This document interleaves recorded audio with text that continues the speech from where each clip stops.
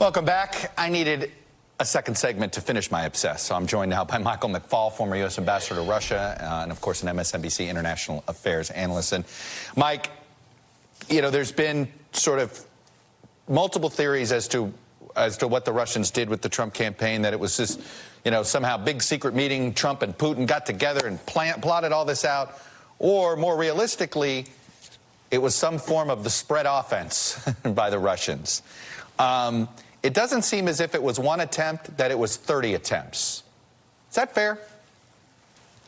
Yeah, I like that metaphor, spread offense, for sure. And over multiple years and multiple modalities of different kinds of things they did, right?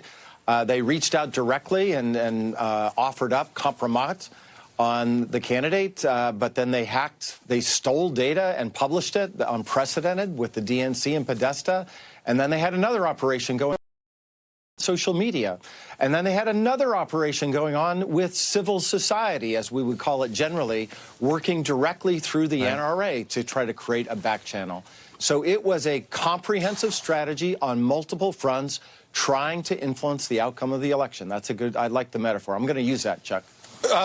Take it away. Let me put up a list of just, because what's interesting here is all of these Russian operatives, in some ways, that have some connections to the Kremlin, and yet they were on different. So you have Alexander Torshin, a former Russian senator. He somehow penetrated the NRA in Donald Trump Jr.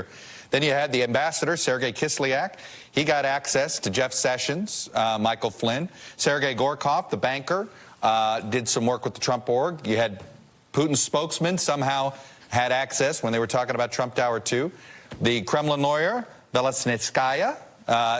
We have Maria Butina, the Algorov father and son, Konstantin Kilimnik, and they're all sort of connected to a different part of the organization. It's very possible none of them knew what the other was doing either, correct?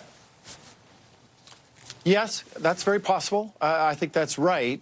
But it's not very possible that the Kremlin and Putin didn't know what they were all doing. And I think that's a really important thing for people to understand. He's the spider, but there were all sorts of extended webs that not everybody knew who was operating in which web segment. Yeah, that's right. And, you know, that's consistent with other behavior that I know that Vladimir Putin does in other countries and in his own country.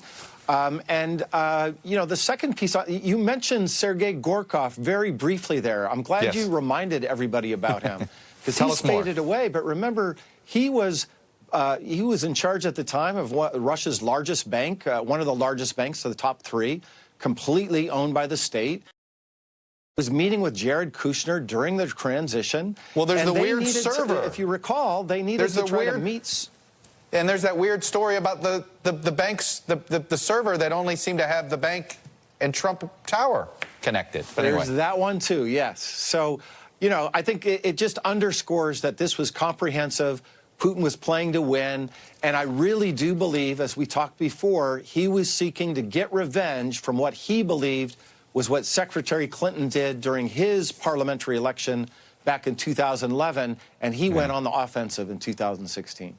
You know, you and I have often had this conversation that, oh boy, you know, this was too successful in hindsight. Putin probably wishes he'd have come up just short. He'd rather have a damaged Hillary Clinton than what he ended up with this. But watching the Western world over the last 48 hours and watching the chaos in Parliament in the UK and obviously the Russian influence campaign on Brexit, watching what's happening to Macron, I wonder if you want to revise that. Is Putin sitting there going, boy, this thing is working like a charm? Yes. So I think it's important to separate out that he didn't get the deliverables, as we would call it in the government, from the election immediately, right? He didn't get sanctions lifted.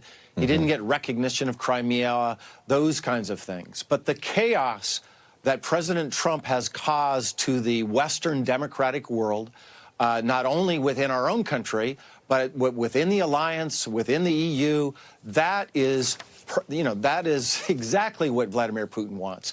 The withdrawal of the American leadership, that creates a vacuum for Vladimir Putin. So the long-term payoff, I think, has been extraordinary for him, even if the short-term payoffs have not come through. How difficult is this going to be to repair? You know, let's say there's a new administration at some point, and that will want to actually get tough on Russia. How long will it take to put this toothpaste back in the tube? Well, I think if Trump is a one-term president, there's a chance for renewal, and I'm always an optimist about this stuff. I think the midterm elections, talking to Europeans that I know, has given them new confidence that we may be recommitted to being the leader of the democratic world in a way that President Trump does not want to play that role, and he's been very clear about that. Right. He doesn't want to play that role. He has a different strategy. I think if Trump is reelected, then you have to begin to wonder about particularly the transatlantic alliance, which I think, is in a pretty shaky place right now. Is. But could it survive 8 years of the Trump presidency? I'm not so sure. I think you would see a real pivot to what we've already seen signs of, that we have to go our own way, including in defense matters, as they've already hinted at. Right. Well, it's like if it's America first, then everybody's going to be like, well, then it's France first, Germany first, UK first. And you're right. That's exactly what President Trump would say. So what?